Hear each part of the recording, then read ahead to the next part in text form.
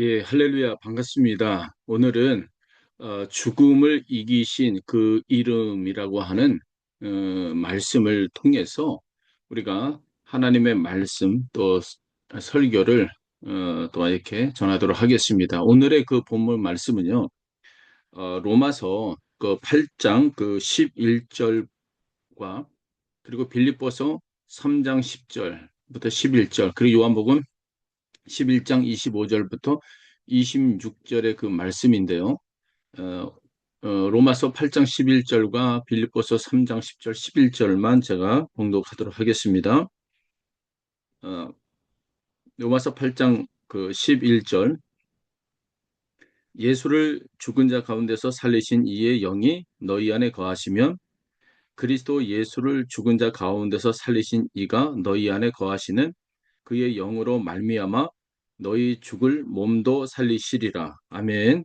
자, 빌립보서 3장 10절입니다.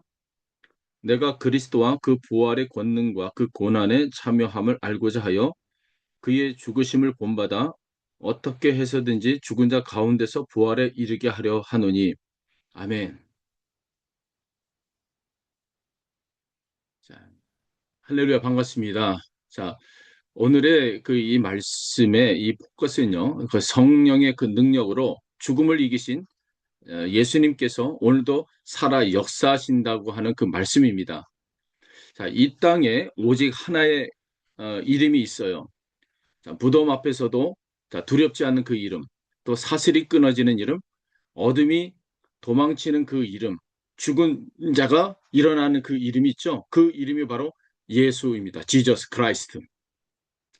저는 인도 선교 현장에서 20년을 넘게 살았어요. 그 세월 동안에 제가 깨달은 것이 있습니다.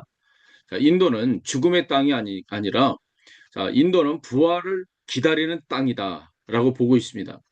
자, 수천 년의 그 카스트 그 제도 그 아래 짓밟혀온 이 달리트들의 신음이 하늘에 사무쳐 있고 또 하나님은 그 신음에 응답하셨습니다. 바로 예수 그리스도의 그 부활로 말이죠.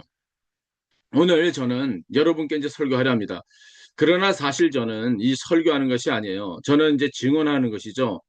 제가 눈으로 보았고 귀로 들었고 손으로 만진 살아계신 예수님을 저는 오늘 증언하려고 합니다.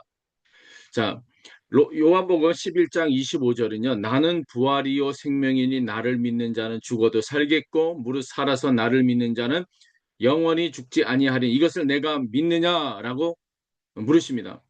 예수님께서 이 말씀을 하신 곳이 어디입니까? 바로 무덤 앞이었어요. 나사로가 죽은 지 이 사흘이 지난 이 무덤 앞이었어요. 자, 마르다는 울고 있고 또 마리아는 땅에 엎드려 있습니다. 모두가 이 절망 속에 있는 거예요. 자, 그 절망의 이 한가운데로 예수님께서 이제 걸어오셨습니다. 그리고 말씀하셨어요. 나는 부활이요 생명이니. 자, 저는 그 장면이 자, 인도에서 재현되는 것을 저는 보았어요. 수천 년의 그 절망 앞에서 이 카스트라고 하는 이 무덤 앞에 예수님께서 걸어오셨습니다. 그리고 말씀하셨어요. 나는 너희의 이 부활이요 생명이니. 자, 바로 이 장면,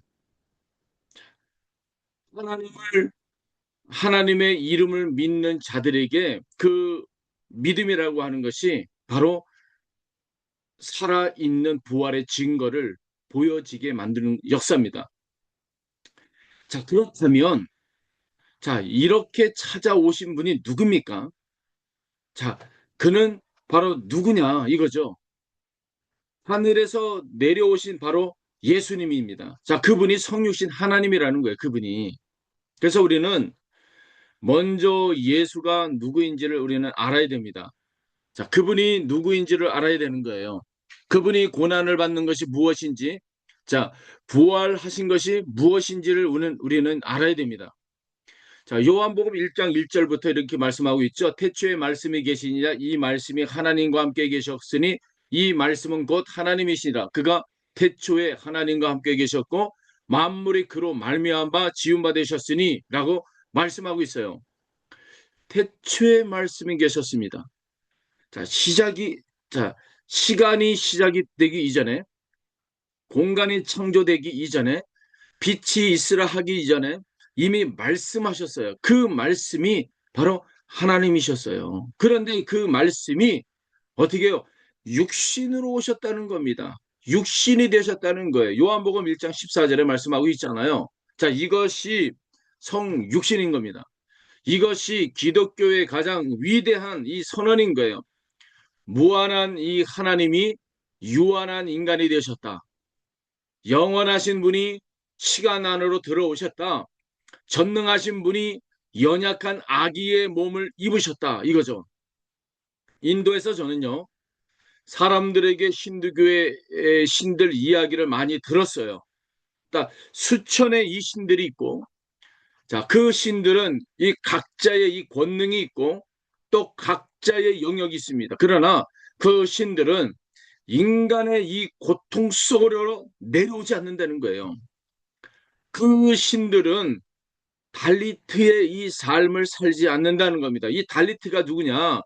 인도에서는 이 사회 구조 속에서 이 카스트 구조, 이 상류층들이 있고 또 이 구조 밖에 있는 사람들이 있습니다. 구조 밖에 있는 사람들을 달리트라고 얘기를 하고 있는데 그들은 인도인이면서도 인도인이 아닌 삶을 살아가고 있는 이들이에요. 특히 그거보다도 특히 네, 기독교인이랑 이제 소수 이제 종교인들은 자, 힌두교가 아닌 이상 완전히 그들은 배제된 사람들이죠. 그런 것처럼 그들의 신은 달리트들의 삶을 살지 않는다.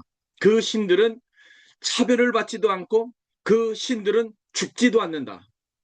그러나 예수님은 달랐습니다. 예수님은 왕궁에 오르지도 않았고 그 예수님은 달리트처럼 아니 달리트보다 더 낮은 곳으로 오셨어요. 말구유 또 목수의 아들로 또 갈릴리 이 변방에 로마의 식민지 이 백성으로 오셨다는 겁니다. 자, 인도의 이 달리트 신학자 그 펜테코스트가 있어요. 그는 이렇게 말했습니다. 예수는 첫 번째 이 달리트다. 자, 왜냐하면 그분은 자신이 선택하지 않은 이 신분으로 태어나셨고 사회로부터 배제를 받으셨고 자, 멸시를 받았기 때문이다라고 말하고 있습니다. 자, 그리고 바로 그것이 인도 달리트들이 예수님을 만날 때 울음을 터뜨린 이유가 바로 거기에 있습니다. 이 하나님은 자, 나를 아신다는 거죠. 이 하나님은 나의 고통을 아신다는 겁니다. 이 하나님은 나와 함께 자, 이 바닥에 앉아 계시고 나의 신음소리를 함께 경험하신다는 겁니다. 자, 이 예수님에게 어떠한 일이 일어났습니까? 자, 그 예수님이 우리와 함께하고 또 우리와 우리의 삶의 시련들을 함께 이 경험하는 순간 그 예수님은요, 예, 그의 공생애 동안에 놀라운 일들이 생겼죠. 바로 예수님께서 세례를 받으시는 그 장면, 우리 한번 생각해 봐야 됩니다. 마태복음 3장 16절부터 17절 보면요. 자, 예수께서 세례를 받으시고 곧 물 위에 올라오실 때 하늘이 열리고 하나님의 성령이 비둘기 같이 내려 자기 위에 임하였더니 하늘로부터 소리가 있어 말하되 이는 내 사랑하는 아들이요 내 기뻐하는 자라 하시니라. 자, 예수님이 인간을 향해서 오셔서 자, 인간 그 아픔과 그리고 고통을 함께 경험하시면서 자, 낮은 자리로 오셨다. 그 예수님이 자, 이제 사역을 본격적으로 이제 시작하기 위해서 세례를 받으셨을 때 하늘이 열렸다는 겁니다. 세례를 받았을 때. 자, 그리고 성령이 임했습니다. 그리고 하나님의 음성이 이제 들렸습니다. 자, 이것이 삼위일체 하나님의 사역인 겁니다. 성자가 이 물 속에서 올라오실 때에 성령이 임하시고 성부가 이제 선언하십니다. 이는 내 사랑하는 아들이다. 그리고 예수님은 이 성령의 능력으로 이제 사역을 하셨습니다. 병든 자를 고칠 때에도 성령의 능력으로, 귀신을 쫓아낼 때에도 성령의 능력으로, 죽은 자를 살릴 때도 성령의 능력으로 예, 행하셨다는 겁니다. 그런데 우리가 반드시 알아야 할 것이 있어요. 예수님이 나사렛 회당에서 펼치신 이사야 61장을 혹시 기억하시나요? 자, 그 말씀이 누가복음 4장 18절과 19절에 또 같은 맥락에서 말씀하고 있잖아요. 자, 주의 성령이 내게 임하였으니 이는 가난한 자들에게 복음을 전하게 하시려고 내게 기름을 부으시고 나를 보내사 포로된 자에게 자유를, 자, 눈먼 자에게 다시 보게 함을 전파하며 눌린 자를 자유케 하고 주의 은혜의 해를 전파하게 하라십니다. 라고 선언하십니다. 자, 성령이 임했습니다. 자, 기름이 부으셨습니다. 그리고 보내셨습니다. 자, 그 보내심이 어디로 향했습니까? 바로 가난한 자에게로, 포로된 자에게로, 눈먼 자에게로, 그리고 눌린 자에게로. 자, 이것이 복음의 방향인 것입니다. 복음은 항상 아래로 흐릅니다. 복음은 항상 약한 자로 흐릅니다. 버림받은 자에게로, 짓밟힌 자에게로 흘러갑니다. 왜냐하면 예수님이 그렇게 오셨기 때문에 그렇습니다. 예수님이 자, 이 땅에 오셔서 자, 무엇을 당하셨습니까? 바로 고통을 경험하시고 또 그 고통을 경험하신 분이 누구냐? 바로 하나님이시라는 겁니다. 자, 예수님은 고난을 피하지 않았어요. 그 짓밟힌 자들을 구원하기 위해서 말이죠. 자, 그분은 하나님이셨기 때문에 자, 고난을 피할 수도 있습니다. 그러나 피하지 않았어요. 오히려 고난을 향해 걸어가신 분이 바로 예수님이죠. 예루살렘을 향해서 십자가를 향해서 이사야 53장 4절과 그 5절은 이렇게 예수님에 대해서 이렇게 증언하고 있습니다. 그는 실로 우리의 질고를 지고 우리의 슬픔을 당하셨거늘, 자, 우리는 생각하기는 그는 징벌을 받아 하나님께 맞으며 고난을 당한다 하였노라. 그가 찔림은 우리의 허물 때문이요 그가 상함은 우리의 죄악 때문이라. 그가 징계를 받음으로 우리가 평화를 누리고 그가 채찍을 맞음으로 우리는 나음을 받았도다라고 말씀하고 있습니다. 자, 여러분, 이 말씀이 자, 말씀을 한번 천천히 한번 들어보세요. 우리의 이 질고를 지고 예수님은 우리의 병을 지셨습니다. 자, 우리의 슬픔을 당하셨거늘 예수님은 우리의 슬픔을 당하셨습니다. 찔림은 우리의 허물 때문이요. 우리의 허물 때문에 찔리셨습니다. 상함은 우리의 죄악 때문에 상하셨습니다. 저는 인도에서 달리트 형제들 자매들이 이 말씀을 처음 듣는 순간, 자, 저는 여러 번 목격을 했어요. 그들은 처음에는 이해를 못했습니다. 왜 하나님이 나 같은 사람을 위해서 이 고난을 받으셨지? 내가 뭐라고? 그런데 그 질문이 바로 복음의 문을 여는 열쇠였습니다. 자, 내가 뭐라고 했던 이 형제 자매들, 이 질문 맞습니다. 세상의 눈으로 보면 아무것도 아닌 당신을 향해서 하나님이 육신을 입고 오셨고 채찍에 맞으셨고 십자가에 죽으셨습니다. 그것이 복음인 겁니다. 그것이 기쁜 소식의 유앙겔리온입니다.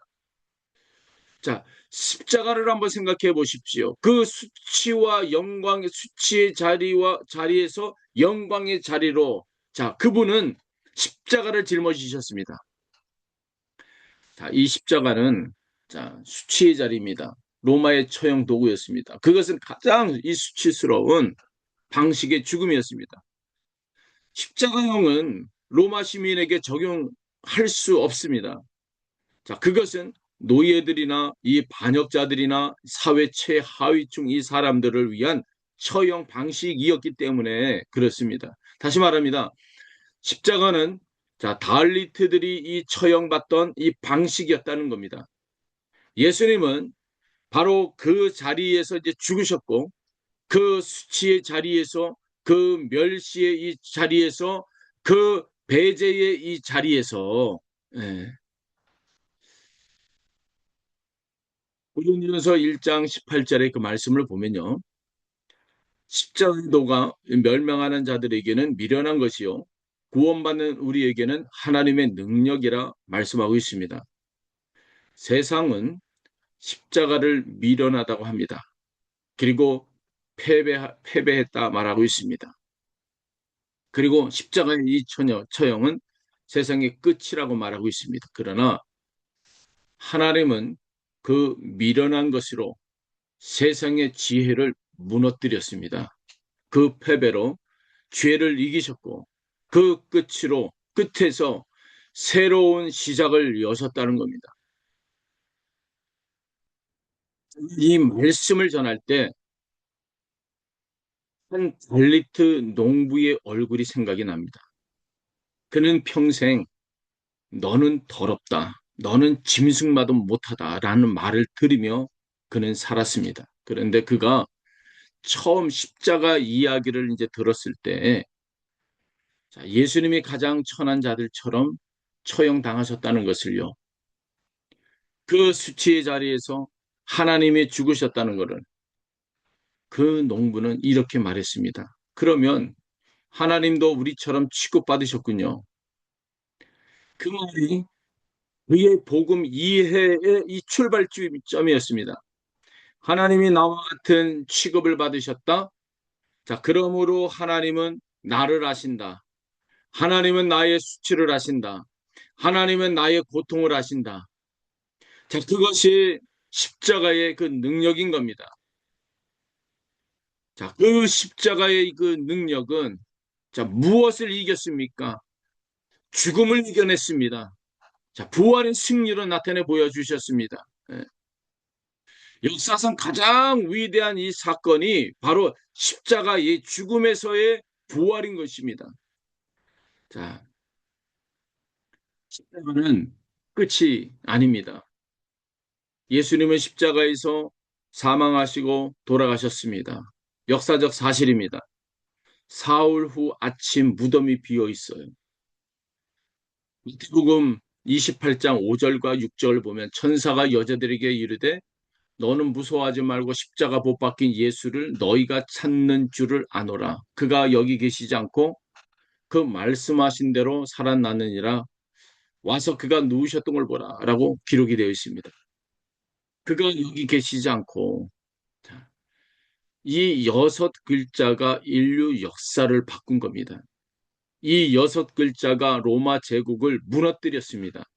이 여섯 글자가 수천 년의 이 달리트 이 절망에서 그들을 끌어냈습니다. 그가 여기 계시지 않고 무덤이 그분을 가둘 수가 없었습니다. 죽음이 그분을 붙잡을 수가 없었습니다. 어둠이 빛을 이길 수가 없었습니다. 예수님은 살아나셨습니다. 부활은 기독교 신앙의 핵심이에요. 사도 바울은 이것을 분명히 말하고 있습니다. 고린도서 15장 17절에 예수께서 만일 다시 살아나지 못하셨으면 너희의 믿음도 헛되고 너희가 여전히 죄 가운데 있을 것이요 라고 말하고 있습니다. 부활이 없으면 복음이 없습니다. 부활이 없으면 이 구원이 없습니다. 부활이 없으면 희망이 없어요. 그러나 부활이 있기 때문에 이 모든 것이 있는 거예요. 여기서 더 놀라운 소식이 있습니다. 그 부활의 능력이 오늘 우리 안에 거하신다는 겁니다. 로마서 8장 11절 우리가 읽은 본문에 보면 예수를 죽은 자 가운데서 살리신 이의 영이 너희 가운데 거하시면 그리스도 예수를 죽은 자 가운데서 살리신 이가 너희 안에 거하시는 그의 영으로 말미암아 너희 죽을 몸도 살리리라 말씀하고 있습니다. 들으십시오. 이 말씀이 무슨 말입니까? 예수를 죽은 자 가운데서 살리신 성령. 자, 그 성령이 지금 우리 안에 거하신다고 말하고 있지 않습니까? 그 부활의 능력이 지금 우리 안에 있습니다. 그 생명의 능력이 지금 우리 안에 있습니다. 그 승리의 능력이 지금 우리 안에 있습니다. 여러분 안에 성령이 거하십니까? 그렇다면 여러분 안에 죽음을 이기신 그 능력이 있습니다. 여러분 안에 무덤을 열으신 그 능력이 있습니다. 여러분 안에는 수천 년의 이 달리트 절망도 변화시키는 그 능력이 있습니다. 그런데 왜 그 능력을 사용하지 않습니까? 우리는 왜 그 능력으로 살지 않습니까? 혹시 우리가 그 성령을 소멸하고 있는 것은 아닙니까? 혹시 우리가 그 성령을 근심하게 하고 있는 것은 아닙니까? 혹시 우리가 그 성령의 불을 우리의 불편함으로, 우리의 두려움으로, 우리의 무관심으로 이끄는 것은 아닙니까? 데살로니가서 5장 19절에 말씀하신 성령을 소멸하지 말며 오늘 이 자리에서 그 성령의 불이 타오르기를 기도합니다. 부활을 신학책에서만 배운 것이 아닙니다. 저는 인도의 땅에서 부활을 보았습니다. 라지브라는 이 달리트 이 청년이 있습니다. 그는 상층 이 카스트에게 폭행을 당했고 그 이유는 아무것도 없습니다. 그냥 달리트이기 때문에 그냥 병원에도 가지 못했고 돈이 없으니까 그는 그냥 며칠 동안 혼자 누워 있는 그런 상황들이죠. 육체의 이 상처보다 영혼의 상처가 더 깊었습니다. 그는 이렇게 생각을 했습니다. 나는 아무 가치도 없는 존재다. 나는 죽는 것이 낫겠다. 자, 그때 이 교회 형제들이 왔습니다. 그들은 그의 상처를 이제 씻어줬고, 그들은 그와 함께 울었습니다. 그들은 그를 위해 기도했습니다. 그리고 그에게 이 말씀을 읽어줬습니다. 두려워하지 말라. 내가 너와 함께 함이라. 놀라지 말라. 나는 너의 하나님이 됨이라. 내가 너를 굳게 하리라. 자, 참으로 너를 도와주리라. 참으로 나의 의로운 손으로 너를 붙들리라. 이사야 41장 10절의 그 말씀이죠. 라지브는 그 말씀을 들으면서 이제 울었어요. 그 큰 남자가 아이처럼 펑펑 울었습니다. 그리고 며칠 후에 그는 세례를 받았어요. 그리고 1년 후에 그는 자신을 폭행했던 그 마을에 다시 찾아가 이제 복음을 전했습니다. 저는 그것을 부활이라 부릅니다. 죽은 것 같았던 한 영혼이 살아났어요. 절망 속에서 피어난 희망이 피어났습니다. 복수심이 용서로 바뀌었습니다. 이것이 부활이 아니면 무엇이겠습니까? 빌립보서 3장 10절과 11절의 그 말씀은 내가 그리스도와 그 부활의 그 권능과 그 고난에 참여함을 알고자 하여 그의 죽으심을 본받아 어떻게 해서든지 죽은 자 가운데서 부활에 이르게 하려 하느니 바울이 이 말씀을 쓸 때 그는 감옥 안에 있었습니다. 그러나 그의 마음은 자유했어요. 그는 그리스도의 이 부활 권능을 이제 알았기 때문입니다. 부활의 이 능력이 이 감옥의 이 벽을 통과했어요. 부활의 능력이 이 족쇄를 뚫었습니다. 오늘 인도에서도 같은 일이 일어나고 있어요. 힌두투바의 이 박해 속에서도 카스트의 이 억압 속에서도 반개종법의 위험 속에서도 부활의 능력이 역사하고 있습니다. 제가 직접 목격한 말씀을 한번 드립니다. 어느 한 달리트 교회 지도자가 힌두 민족주의 단체에 의해 체포가 되었습니다. 그는 경찰서로 이제 끌려가고 그에게 이제 강요를 당했습니다. 기독교를 포기해라. 힌두교로 돌아와라. 그렇지 않으면 감옥에 너 가둔다고. 예, 그것도 평생을 감옥에 썩게 하겠다고 회유를 했습니다. 그 지도자는 이렇게 대답을 했어요. 당신들은 내 몸을 가둘 수가 있습니다. 그러나 내 안에 계신 예수를 가둘 수가 없습니다. 내 안에 계신 예수를 가둘 수가 없다는 겁니다. 이것이 부활의 능력이에요. 이것이 성령의 능력, 권능인 겁니다. 이것이 예수 그리스도를 아는 자의 고백인 거예요. 사도행전 4장에서 베드로와 요한이 잡혀갔을 때 그들이 무엇을 말했습니까? 사도행전 4장 19절과 20절을 보면 하나님 앞에서 너희의 말을 듣는 것이 하나님의 말을 듣는 것보다 옳은가 판단하라. 우리는 보고 들은 것을 말하지 아니할 수 없도다 하니 말하지 아니할 수 없다. 자, 이것이 성령 충만한 자의 그 언어인 겁니다. 억누를 수 없는 거, 막을 수 없는 거, 가둘 수 없는 거, 그것이 부활의 복음인 겁니다. 나는 길이요 진리요 생명이니 예, 부활의 주님이 우리를 부르십니다. 예수님을 말씀하십니다. 내가 곧 길이요 진리이니 진리요 생명이 나로 말미암고는 하나님께로 올 자가 없느니라. 요한복음 14장 6절에 말씀하고 있습니다. 자, 인도에는 수많은 신이 있습니다. 힌두 전통에 따르면 이 사막 산천에 신이 있다고 합니다. 그러나 예수님은 하십니다. 내가 곧 길이요. 옥수가 아닙니다. 하나입니다. 길이 아니고 길입니다. 진리 중 하나가 아니고 진리입니다. 여러 생명 중 하나가 아니고 생명입니다. 이 말씀은 배타적입니다. 그렇습니다. 이 배타성은 특권 계급의 이 배타성이 아니에요. 이것은 구원의 유일성인 겁니다. 죽음을 이기신 분이 한 분이시기 때문에 죽음에서 건져낼 수 있는 분도 한 분인 겁니다.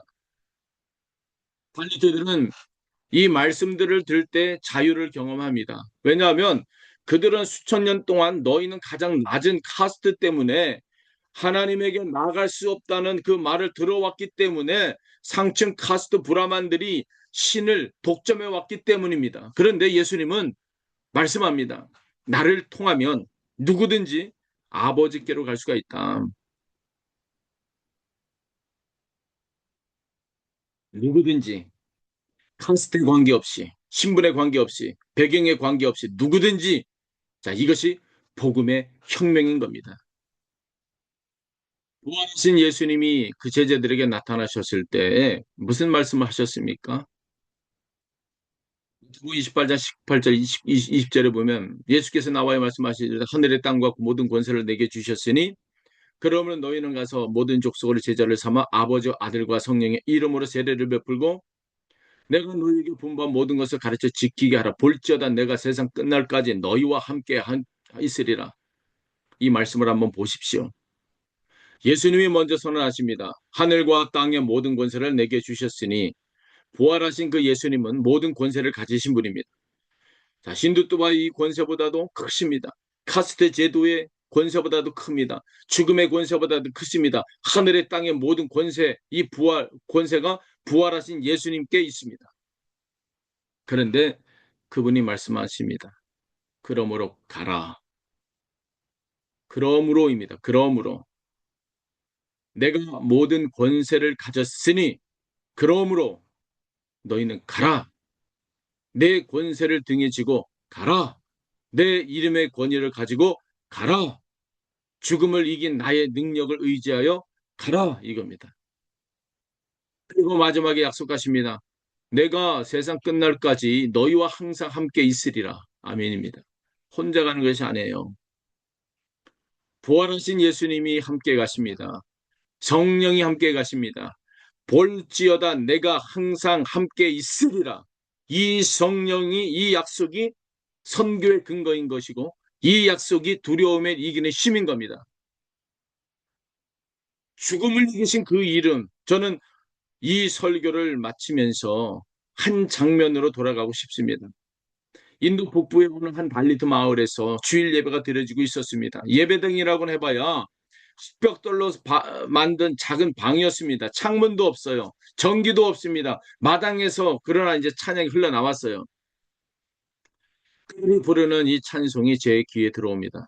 힌디어로 된 찬송이지만 저는 그 가사를 의미를 알았어요. 예수께서 살아계시네. 예수께서 살아계시네. 할렐루야, 할렐루야. 예수께서 살아계시네. 그 찬송 소리는 저는 주저앉아 버렸습니다. 무릎을 꺾었습니다. 눈물을 흘렸습니다. 세상이 그들을 아무것도 아니라고 했어요. 그러나 그들은 하늘의 왕을 예배하고 있었습니다. 카스트가 그들을 짓밟았습니다. 그러나 그들은 일어나 찬양하고 있었습니다. 박해가 그들을 위협했습니다. 그러나 그들은 찬양을 멈추지 않았습니다. 자, 그것이 부활의 능력인 거예요. 그것이 이제 성령의 능력인 것입니다. 역사인 것입니다. 고린도서 15장 55절과 57절의 그 말씀을 보면요. 사망아 너희 승리가 어디에서 있느냐? 사망아 내가 쏘는 것이 어디에 있느냐? 우리 주 예수 그리스도로 말미암아 우리에게 승리를 주신 하나님께 감사하노라. 사망아 내 승리가 어디에 있느냐? 카스테이 사세라 내 능력이 어디에 있느냐? 힌두뚜바이 박해야 내가 막을 수 있는 것이 무엇이냐? 예수 그리스도께서 부활하셨습니다. 하늘과 땅의 모든 권세가 그분에게 있고 그분이 성령으로 우리 안에 거하시는 거예요. 그분이 세상 끝날까지 우리와 함께하고 계십니다. 예수는 언제나 어제나 오늘이나 영원히 동일하십니다. 여러분 이 예수를 아십니까? 단지 지식으로 아는 것이 아닙니다. 바울이 말한 것처럼 그리스도 그 부활의 이 권능과 그 고난에 참여함을 알고자 하여서 이 알은 이 경험적 알입니다. 삶으로 아는 것입니다. 순종으로 아는 것입니다. 인도의 달리트들이 이 예수를 알아가고 있습니다. 그들의 삶이 변하고 있고 그들의 공동체가 변하고 있습니다. 그들이 일어나 증인이 되고 있어요. 그리고 하나님은 오늘 이 자리에 계신 여러분을 부르십니다. 여러분도 이 부활의 능력으로 살기를 원하시는 겁니다. 여러분도 이 성령의 불로 뜨거워지기를 원하는 겁니다. 여러분도 잊혀진 자들에게 이 복음을 전하는 자가 되기를 원하시는 거예요. 그렇다면 오늘 이 자리에서 응답하십시오. 죽음을 이기신 그 이름 예수 그리스도 그 이름 앞에 무릎을 꿇으십시오. 그리고 고백하십시오. 주님 나를 보내십시오. 이사야가 그 음성을 들었을 때 고백합니다. 내가 여기 있나이다. 나를 보내소서. 이사야 6장 8절 말씀이죠. 오늘 그 음성이 우리에게 들려오고 있습니다. 내가 누구를 보내며 누구를 위하여 갈고. 자, 오늘 이 자리에서 응답하는 자가 되시기를 간곡히 이제 부탁드립니다. 기도하겠습니다. 하나님 아버지 은혜를 감사합니다. 오늘도 이렇게 부활의 능력으로 세상의 그 사망 권세를 이기신 예수 그리스도의 십자가를 붙들고 우리에게 그 이름 구원의 그 이름을 주신 그 예수님의 이름을 붙잡고 우리가 세상을 향해 나가는 자들 되게 하여 주옵소서. 성령 충만, 기쁨 충만, 감사 충만하게 하여 주옵소서. 감사하고 거룩하신 예수님의 이름으로 기도합나이다. 아멘.